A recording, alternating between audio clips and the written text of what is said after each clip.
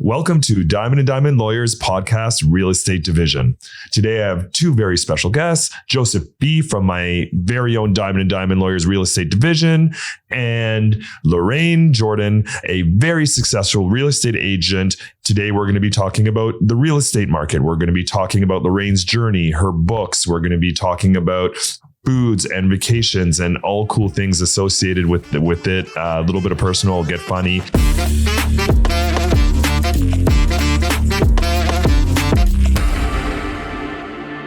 So I first want to start, I guess we should talk to the listeners and Lorraine, let us know, how did you even get into this field? It was a long time ago. Actually, I got into real estate when I was 18.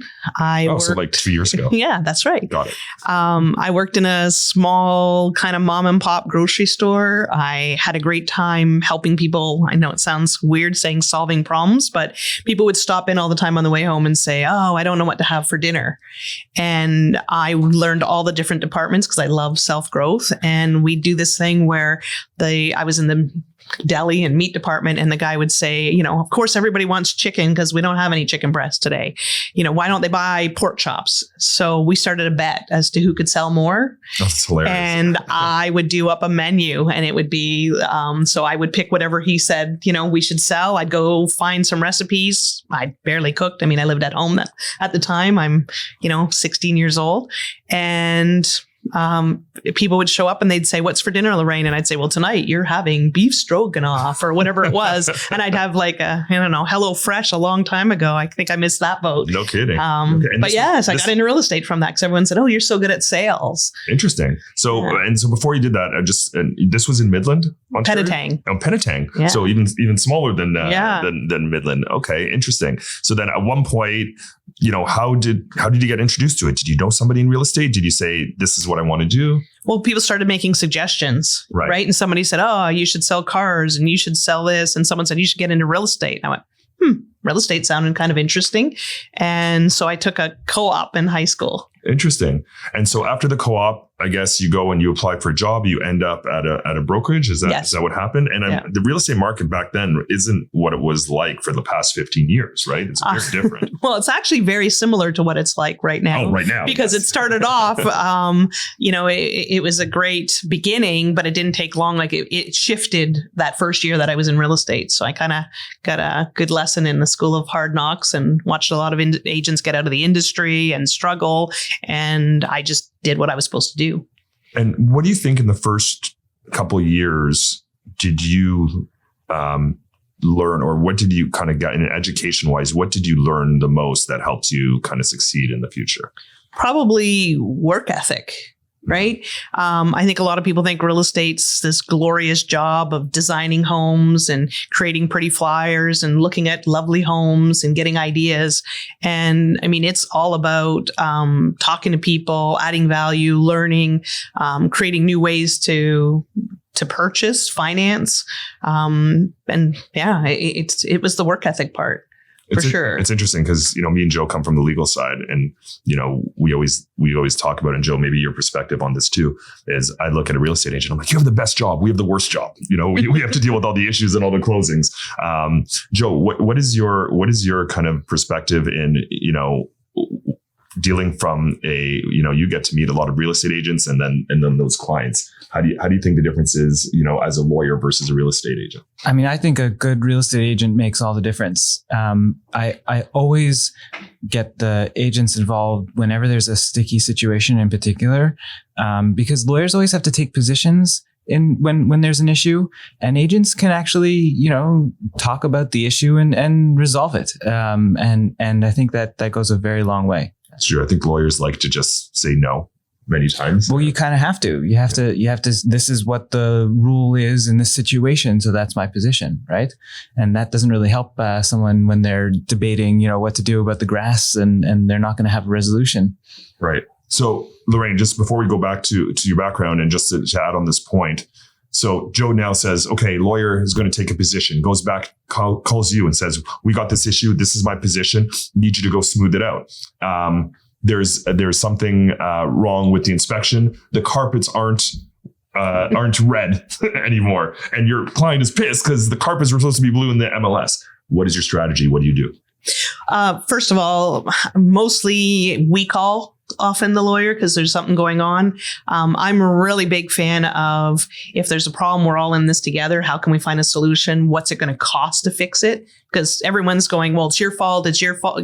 We need this fix. But well, what are we talking about? Are we talking about $1,000 fix or $100,000 fix? Right. Let's get down to what's the solution? What's it going to cost? And then how can we make this a win? Like a furnace is a great example. I've had people where the furnace breaks 2 days after they move in or 2 days before they move in. So who's liable for that? Technically, if it happens 2 days before, they're talking about putting in a brand new furnace and the buyers weren't getting a brand new furnace. Maybe they're going to put the cheapest furnace. They're going to put a used furnace in. I think that's just a conversation. I mean, every single situation is a conversation to find out how everybody can feel like they won in the situation and, move things forward. And that might be a little different than lawyers because like you said, you have to take a position. This is the rule. It broke before. You have to replace it. But how are you going to replace it? Right. Right. And that's, it's funny as a litigator, I think my position is it's never my client's fault. So I'm going to stick with that. Just blame it on everyone else. Well, there's also the strategy of it all, right? I mean, yeah. You could take the position that like it's a like if you're on the buyer side, you'd be like, well, no, I'm not going to fix it. Take it. And that's it. Sue me. That's maybe the proper position for a lawyer to take that will defend his client's rights. Right. But that could lead to a very unhappy closing. Right. So. No, I agree. Listen, the truth is I laugh about it being a litigator, but even as a litigator, we know that the best solution is one where, everyone is kind of not happy and can live with it and move on. I want to just touch back and we're talking about, you joined your real estate brokerage. At that point, were there a lot of females in your industry or in your office, even where you were that you could, look to as mentors, or did you find it at that point? Was it still? It was probably 80% men, 20% women. Right, and so did you find that you had to kind of like fit in with the boys club, or no? Your mentors or the people that coached you were pretty good at I think the biggest thing was because of the age. Right. I was a kid. I was 18 years old. Right. So a lot of the other agents or male agents in the office were like, I call them like my Uncle Bernie. Right. Right. Like, hey, Uncle Bernie, how's it going? And how can I help you? And I mean, I always came from that. I want to learn from you, but it's not just questions. It was, how can I help you? Like, okay, it's 6:00 at night. You're in the office doing an offer. The secretary who normally types up the offer is not here. Can I type it up for you? Can I help you? And while I'm helping you, you're sharing information with me because it's a win-win. That's interesting because not a lot of people would do that this day and age. I think, just lending a hand, thinking, selfishly, I'm selfishly helping you, right? Like on one hand, you're actually doing good and altruistic behavior by helping them. But at the other hand, like you said, you're getting information back. So it's a two-way street, right? At that point. It's adding value. I think that's, honestly, I would say if I look back on my entire career, adding value is something like it's one of my standards. You get what you put in. Yeah. Right. If you're making people's lives better or you're helping someone, I mean, it comes back. Right. A now mature Lorraine has an opportunity to go back and talk to 18-year-old Lorraine and give her two pieces of, advice. Buy more real estate. Even though it seems expensive, it's not. Got it. They're all deals. You're going to thank me later. So definitely buy more real estate and believe in yourself more. Like, the dreams that you have, the ideas that you have, they'll happen. Go after them. Right. And you're with Keller Williams now, correct? Mm-hmm. And so, and how long have you been with them? 7 years. I was with Royal LePage before Remax. Mm-hmm. Yeah. And this was kind of just like a good fit for you, the way it worked out. Values, are in alignment with what I believe. Excellent. And, in the new brokerage that you have, you're obviously happy with it. You've been there for 7 years. What stands out with this particular brokerage or with the team that, you can say, this is why this is the place to be? Growth. Gary Keller always talks about his job is to know what's going to happen in the future of real estate. I mean, that guy could sell the company and retire and, go sit on a beach somewhere, do whatever he wants to do. But he is such an advocate for real estate and always watching what's coming up, what's changing. And, it gives you that opportunity to just be present with your clients and the day to day because he's teaching you what you need to know for what's coming up. Right. Okay. Excellent. And we would carry that forth in the team, right? Like I'm always looking for what's going to happen because of the experience and being around for so many years with all the peaks and valleys of the market that I can see what's happening. And I'm like, okay, we did this last time. Let's add this to it. And it's just, that's one thing that real estate is really great at is we're leaders in adapting. Like you have to. Right. So Joe, how do you comment to that? You have somebody that real estate agent that they're saying, and not everybody can, but it's obviously successful real estate agents adapt. How does the lawyer adapt to that changing, dynamic? Closing lawyer's job is quite a bit different than the real estate agent's job. The value of the property, what's actually happening in the market isn't as important to us. Right. For us, we're closing the deal, whether people are losing money on the sale or they're making money. So I always thought the peaks and valleys are less of an issue in our industry. And we don't really have to adjust that much. There's definitely modernization and definitely, the way real estate is done, virtual since COVID has blown up and definitely, servicing people in a more fluid way has definitely been a big change in our industry. If somebody can email me at night and I can give them a quick answer, that's worlds different from when I started even, 10 years ago. And there were, it was 9 to 5. I wasn't checking my email unless I was on my work computer because, you kind of couldn't.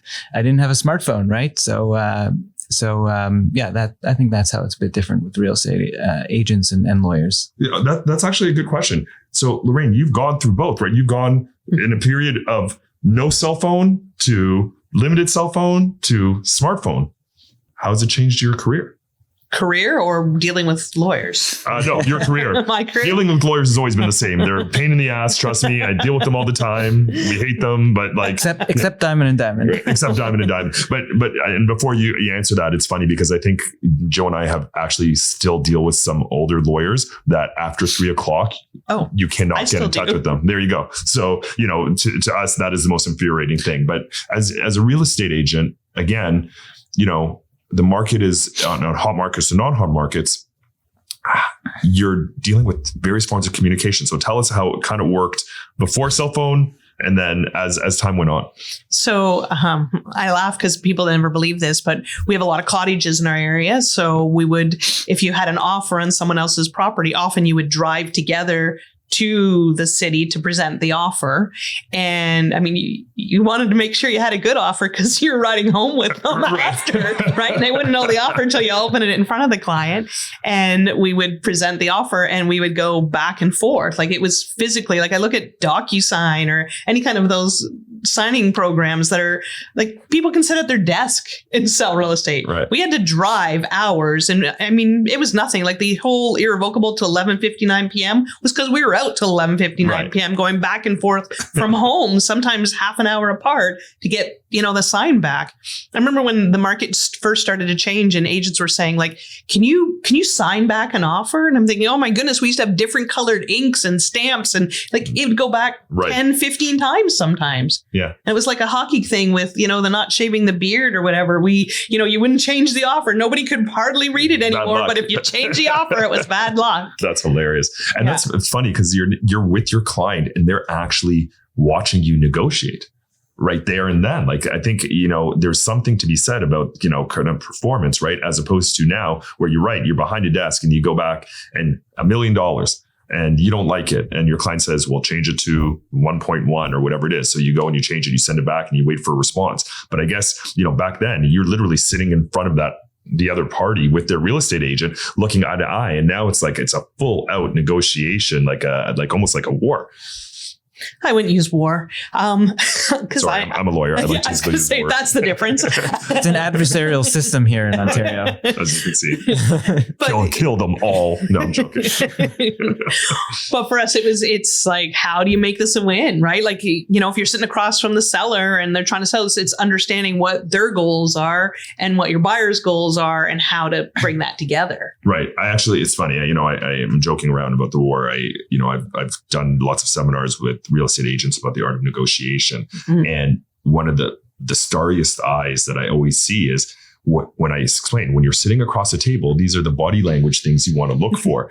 And they're like, when am I ever going to be sitting across a table? I'm like, what are you talking about? They're like, no. What I said. And I think that's more of the younger generation. I think that's kind of what they got used to. People that have been in the industry for only 5 years. Right. But there is something to be said. And I want you to comment about it is, do you still do face-to-face negotiation when you can? And do you find it effective or not as effective as opposed to? It's a game changer if you can get face-to-face. Uh-huh. It's a game changer. I mean, it's real. Like you said, there's body language. When they see the price, are they leaning forward or did they just go back? Or, what's wrong with the offer? I mean, it's no different than when you take somebody to see a house. When you first walk in that door, unless there's something like horrible, like you get down the basement and you're, in 6 inches of water or something. When they walk in that door, they're buying it or not. Right. It's instant. The reaction, everything. It's the same thing when they see the offer.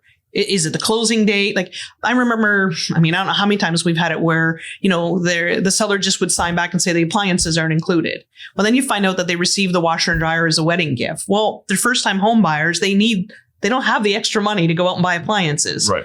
It needs to be in the offer. Well, keep the ones that you got from family and just go buy this set of 4 washer, dryer, fridge and stove, and you staple it to the offer and you go, this is the set that we want included in. Yeah. It solves everybody's problem. They get to keep the ones that they had as a gift. They get to buy it. The buyer gets to buy it. Like it's just that creativity. Yeah. And sometimes you don't see that, I guess, when you're behind a computer screen, right? I feel that people hide behind it. Yeah. Right. They text. They don't call. They don't. So it's just, here's the offer. Yeah. Like I'll get agents that'll send me an offer on a property that's, it could be anything. It could be $700,000. It could be $2 million. And I've never talked to them before. Right. They have no idea what the motivation is. They have no idea. Like, wait a minute, and you call them and they text you back. Or, I'll tell new agents, like if you're dealing with a busy agent, for me, it's like text me and let's set up a time. Don't call and then get frustrated because you called me twice in a row and I didn't pick up. If I'm with somebody or I'm doing something like this, obviously I'm not going to pick up the phone. Right. But set up a time. Yeah. No big deal. And then let's get on the phone and let's talk about the situation and figure it out. Right. Can you tell the audience what a fax is? So for those of you out there, no, joking, but we're going back to it. I mean, you used to have to fax offers too. Oh yeah. And remember the ink would like disappear and it's not like you had to go back to an office that was open to fax it to another office that would hopefully be open too. It's not. Oh, I mean, it was the greatest things when some of the variety stores started adding them because you were always trying to find, and I think that made a difference with offices. Like if, being part of a larger brand is you needed offices in different locations so that you could fax down an offer and the client could go and sign it. This isn't so long ago, like 7 years ago, even. Yeah. No, I get it. Like, and again, before DocuSign, right? Yeah. And email offers weren't accepted. I remember getting in offers from real estate agents into my office on fax and like I couldn't read them. And, that we'd have to ask them for a better copy or they'd come in person and drop off an actual physical copy. Right. Like that's how it was. Different story. Oh, we signed 5 copies. Yeah. So funny. Yeah, everybody needed an original. Well, because you couldn't read it. Yeah, because it went back and forth. Yeah. Lorraine, tell us about your books. We talked about you're an author. Why or what happened? What gave you what was the impetus to kind of start that journey? I mean, it's not that easy to wake up one day and say, you know what, I'm just going to write a book. I have a great friend by the name of Donna Beach. She's a realtor in Burlington. She took some time off to be with her mom when her mom wasn't well. And then she kind of got back and she's like, I don't know what I'm going to do.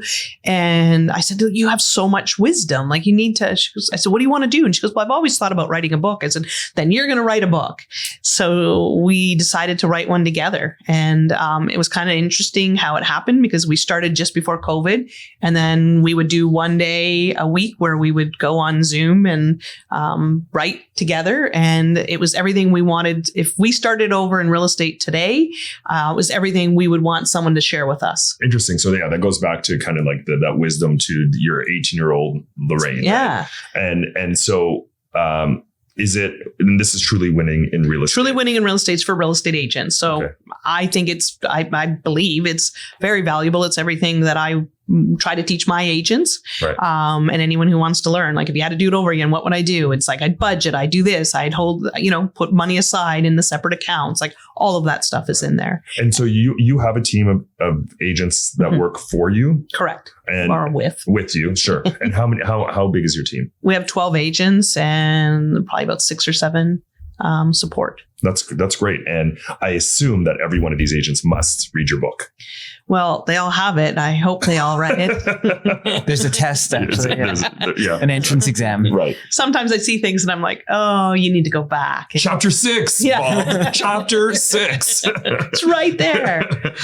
So yeah, I wrote that and had some fun with it. And while we were doing that, I just really found my voice. I love investing. I wish I would have done more, like I said.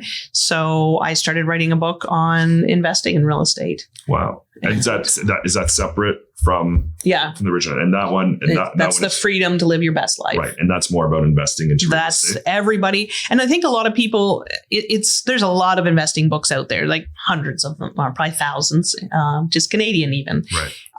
What I find is people get caught up in, the models, you got to buy, renovate, and it's like, wait a minute, it doesn't need to be that complicated. Right. I mean, you're a real estate investor if you're renting out a bedroom in your house. Right. Like using that asset to make an income and holding it accountable to what's possible with it and what it's capable of. So what did the tools or the things that you wrote, I assume that you use in everyday life, in your life, in terms of investing. And, we go back and you talk about, giving advice to your 18-year-old Lorraine. And this is part of your investing book, I'm sure, as well, which you guys can all get very easy to find. Do you have an audio? On Amazon. It's on Amazon. Exactly. Yeah. What if you're talking to somebody who's just starting out, what do you think is, the best form of real estate? You have limited capital, you need to get into the market. What would you do? And I get excited about the first time home buyer. Like if I had to do it all over again, and it's what I teach is I would get out there, and right now, like there is no better time. Yeah, interest rates are high, but you can get duplexes right now or triplexes at a really reduced rate. Like some of these in our area, Midland, Penetang, they were $750,000, and you can buy a duplex for $500,000 right now. Wow. And then the rent has gone up. Like that basement apartment used to be $800 a month, and it's $1,800 a month now. So that's good cash flow even with the interest rates now. Right. So if you move into that and then you live in one, you fix it up, because I find that with interest rates as low as they were, people were buying really nice homes. They wanted everything done. And it's not the same pride as going in and, I don't know, there's something about fixing something yourself. Right. And actually making it as a business. Or repair, just like even improving. So, buying something like that, fixing it up, renting it out, move into the next one, do the same thing. And if you did that 3 times, you would now have the cash flow to go buy the dream home. Right. And the funny thing is, once you've done that, you've gone, oh, well, I don't mind living with people now. And one of these tenants is my favorite. So I'm going to move them into a rental on my property. Wow. And, I don't know, even at $500,000 duplexes, that's going to be a $5 million portfolio. Yeah, it's interesting. And it's not crazy big. It's not crazy risky. Like it's solid. Right. And it's passive income at the end of the day, right? So, it obviously, do you find it hard to manage those properties that you own? No, I joke. I have a property that I bought I got after getting separated. So 2011, I bought it on my own. So it was the first one that I just went out and bought. So you talk about like women, right? Yeah. So single mom went out and bought this house.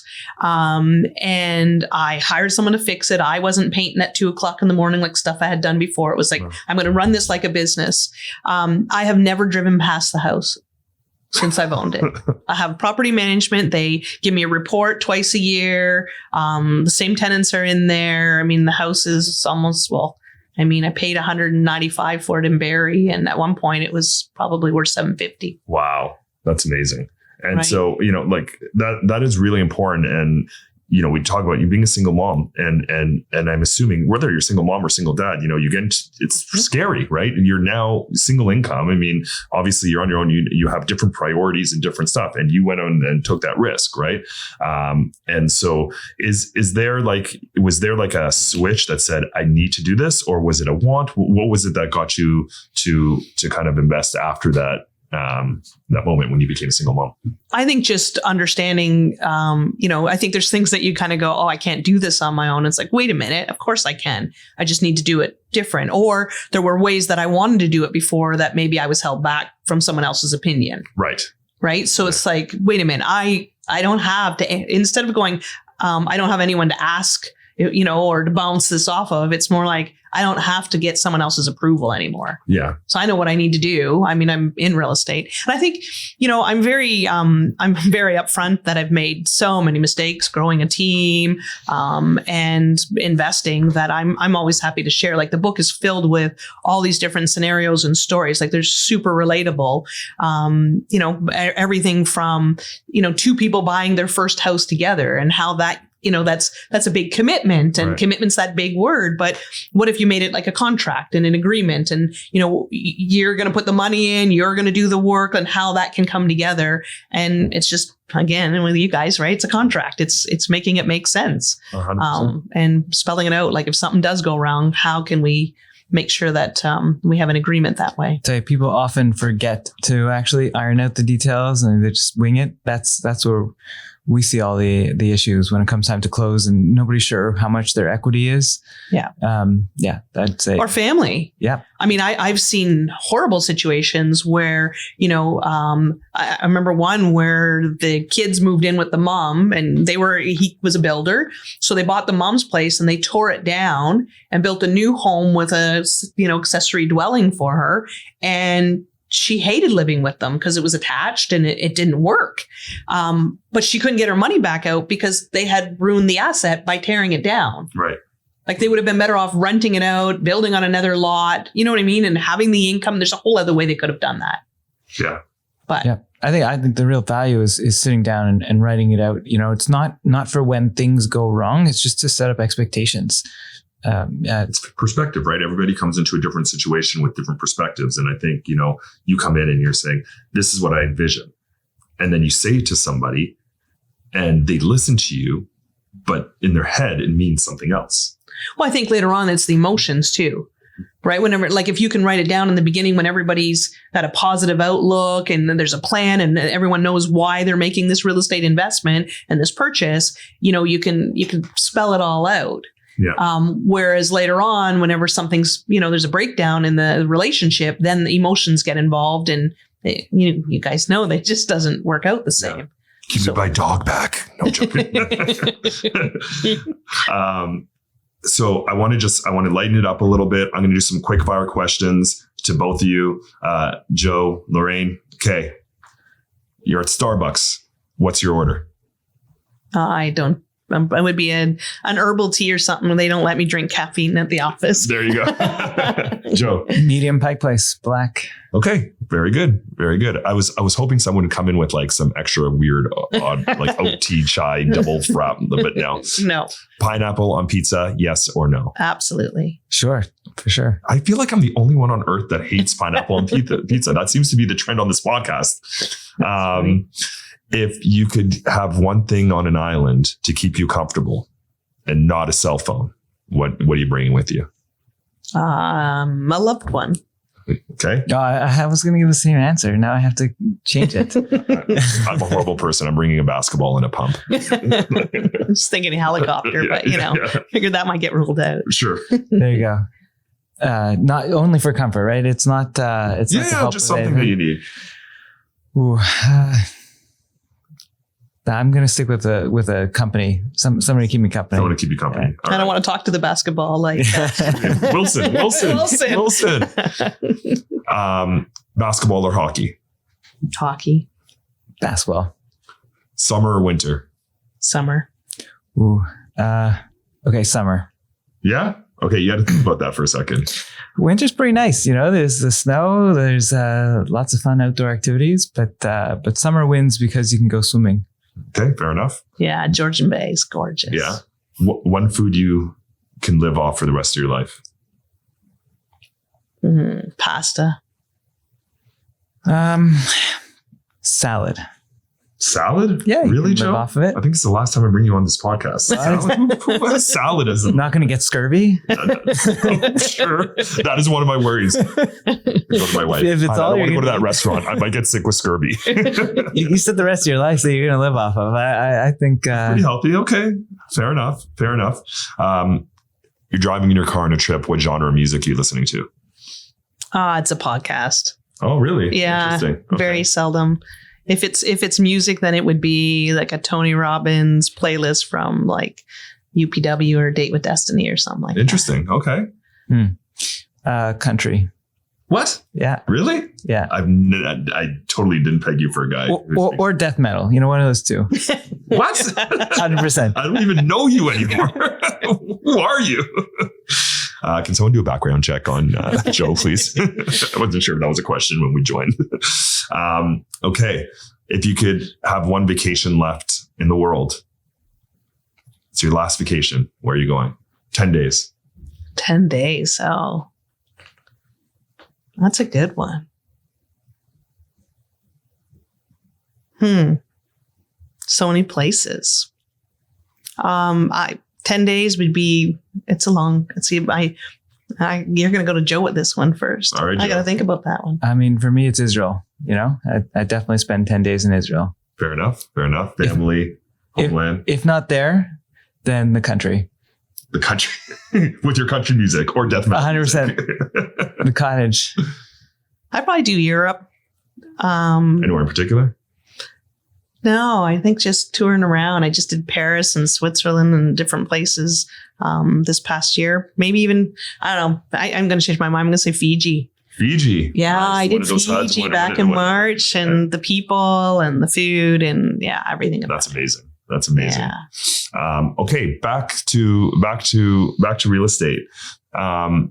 So you wrote the 2 books, and you obviously helps your team and so on. Do you reference your own books? Do you feel like sometimes you have to go back and say, let me read again so I can just reconnect myself?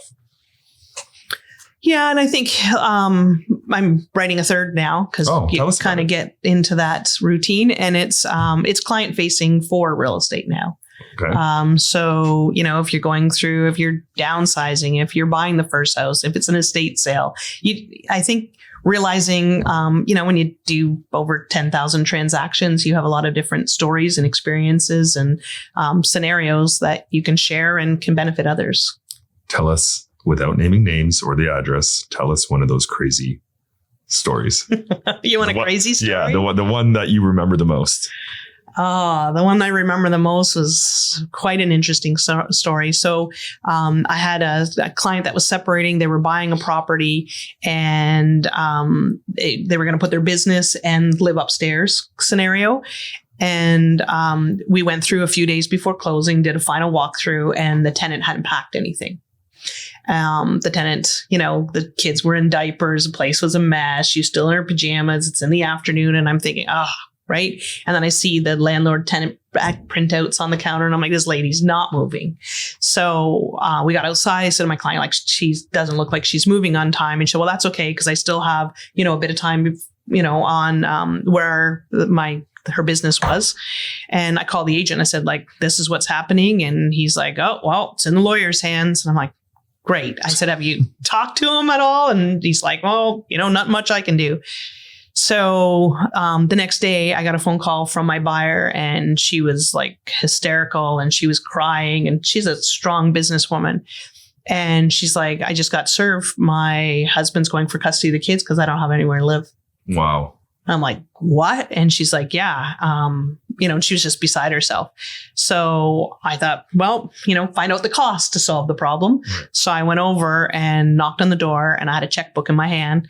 And I said, she came to the door, kids are still in diapers. And I said, what's the deal? Like, you're supposed to be moving out. Our deal's closing. And she looked at me and she's like, what are you talking about? And I said, well, my client bought the house. She needs you to move out or else she's going to lose custody of her kids.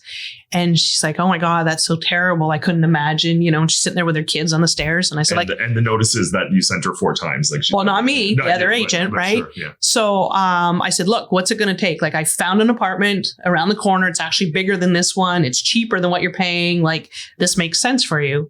And she looked at me with this really strange look and she said, do you have any idea what's happening right now? And I said, what do you mean? She goes, do you know what's happening in my world? Like, do you know why you've never been able to see the main bedroom? And I said, no. She goes, my husband's dying. Oh, God. She goes, like, the priest was here last night. And in that moment, I wanted to, like, do physical damage to the agent that put me, because I was thinking, like, oh my God, here I am with a checkbook to write you a check to get you to, and I had no idea what was happening. Right. And then the other agent told you nothing. Yeah. And I don't know what he knew, but anyway, I was like, wow. Right. And I just left going, like, I don't even know what to do. I went out, got some food, dropped it off to her and said, like, if you need anything, here's my card. Right. And then the next morning she called me at like 6:30 in the morning and said, do you still have that apartment? And do you still have those people that can help me move? And I said, yeah. And she said, he passed away during the night. And I can't imagine being that woman that's going to lose her kids. And I'm thinking, holy cow, she's going through that. And she's thinking about this other lady. Wow. So we got everyone together. We moved her into the other place. The deal closed. And I ran into her a couple months later at a grocery store. And I mean, I barely recognized her. She looked fantastic. And she came up to me and she gave me a big hug. And she said, like, that apartment was so great. Like, we needed that break. Right. And I'm like, I thank you. Like, it was a game changer for the buyer. Some hope for humanity. Yeah. That's nice. I thought it was going to end up with like a horror movie, but that's a nice story. That's a really nice story. Again, I think the moral is not to go to the lawyer and get a position, Oh yeah, no kidding. Like, you will be sued. And, me and Joe would love to tell our crazy stories, but we get in a lot of trouble. So we're just going to know that we do get them for sure. Yeah. There's a lot more gray than the actual facts in the situation, that there's people involved in a transaction.